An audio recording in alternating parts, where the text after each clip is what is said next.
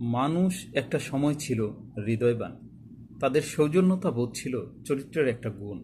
কোনো একটা পরিচিত জন বা আত্মীয় স্বজন যদি অসুস্থতা বা কোনো দুঃখ দুর্দশায় থাকতো, তাহলে কিন্তু সে নিজেই ব্যথা অনুভব করত এবং কি তার খোঁজ খবর নিত। সেই যে যে সৌজন্যতা বোধ বা আন্তরিকতা, এগুলো এখন বিলুপ্ত প্রায়। আধুনিকতার ব্যস্ততা এবং আত্মকেন্দ্রিকতার দেয়ালে যেন চাপা পড়ে গেছে আমাদের সেই মানবতার স্বর। কোনো একটা মানুষ, আপনার একটা আত্মীয় অসুস্থ আছে বা দুঃখ কষ্টে আছে, তার খোঁজ খবর নেওয়ার কোনো প্রয়োজনই অনুভব করে না।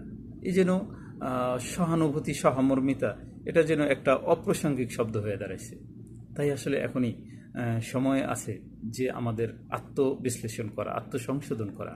যদি আমরা সৌজন্যতা ফিরিয়ে না আনতে পারি, তাহলে কিন্তু প্রযুক্তির সাথে সাথে আমাদের মানবিকতাও অনেক পিছিয়ে পড়ব।